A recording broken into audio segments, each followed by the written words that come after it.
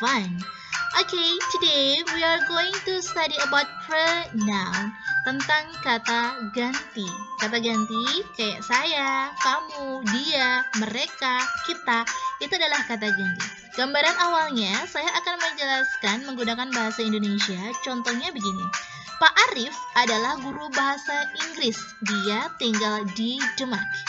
Jadi kata dia ini mengacu ke Pak Arif.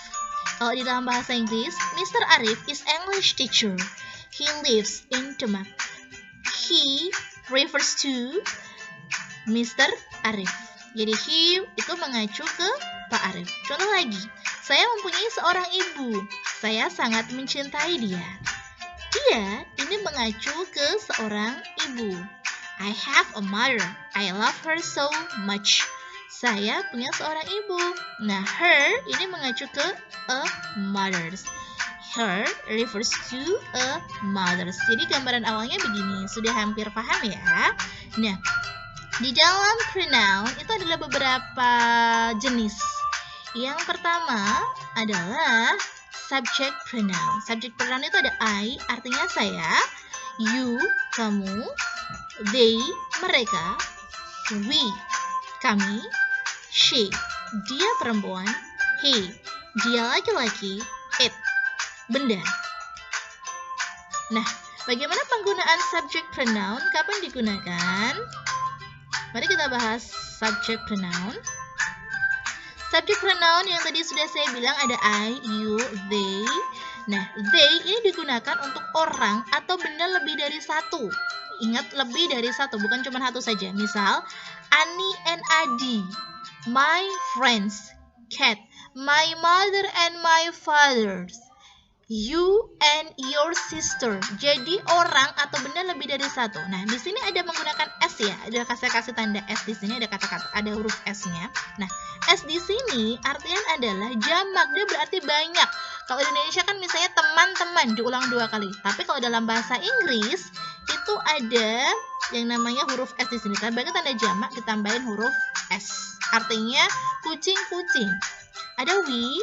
We ini contohnya adalah I and you, I and my brother, I and my friend, I and. Ini we. Next, she.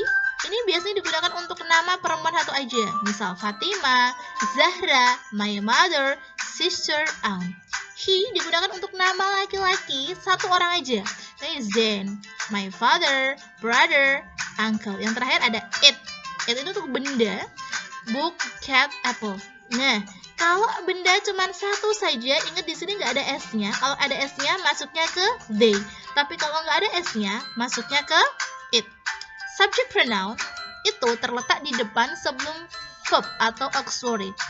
Nah, di sini bisa kita lihat, kalau letaknya itu di depan, di sini di depan, ini verb letaknya di depan, maka fungsinya ini sebagai subject pronoun.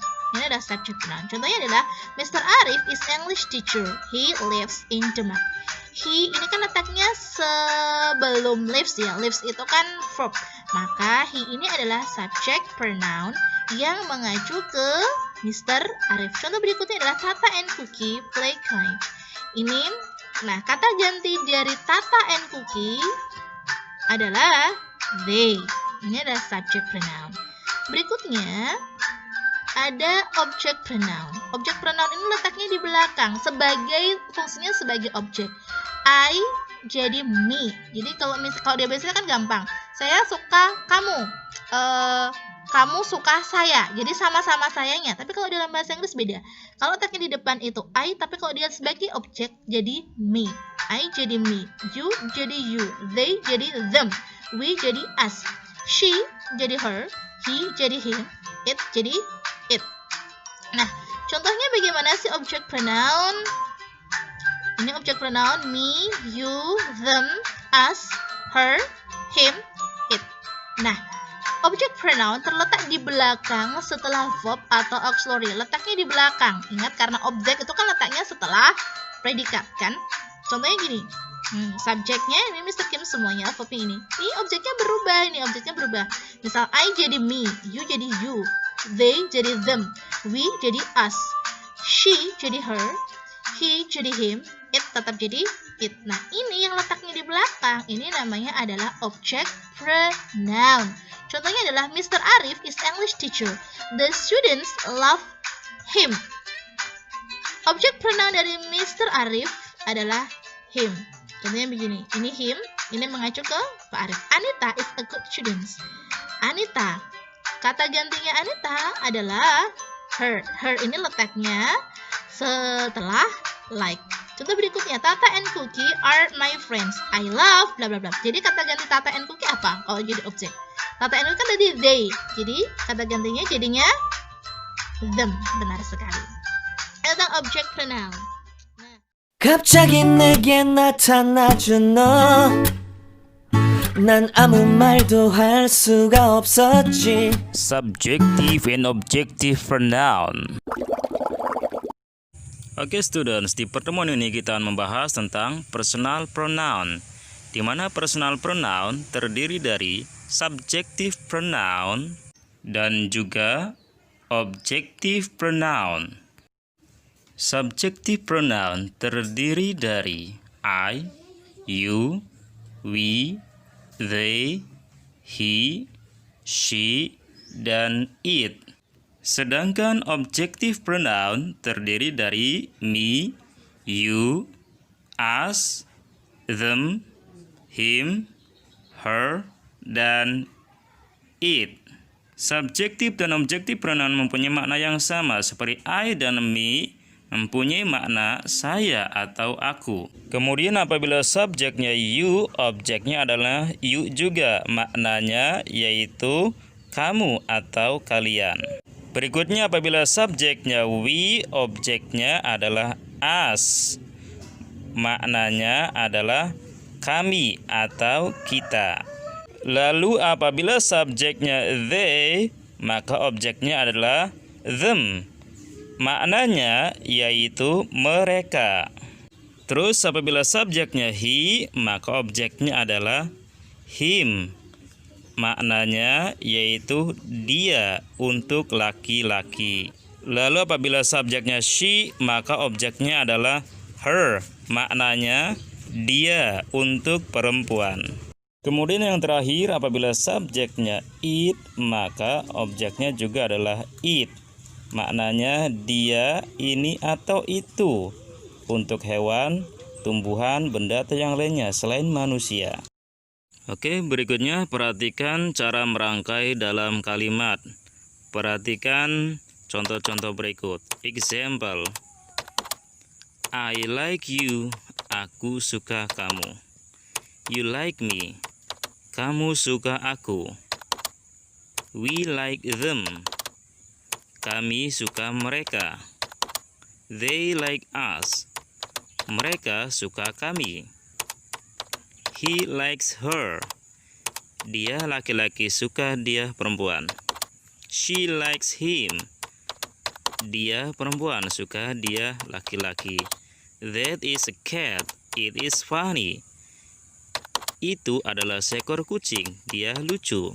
Perlu dipahami bahwasannya syarat sebuah kalimat dalam bahasa Inggris yaitu kalimat itu minimal terdiri dari subjek plus verb ditambah objek sebagai tambahan. Kemudian perhatikan pola berikut ini. Posisi subjek letaknya sebelum verb dan objek letaknya adalah setelah verb. Dan verb di sini artinya adalah kalau dalam bahasa Indonesia yaitu kata kerja. Seperti ketika kita mengartikan kalimat aku suka kamu. Maknanya I like you dan bukan me like you.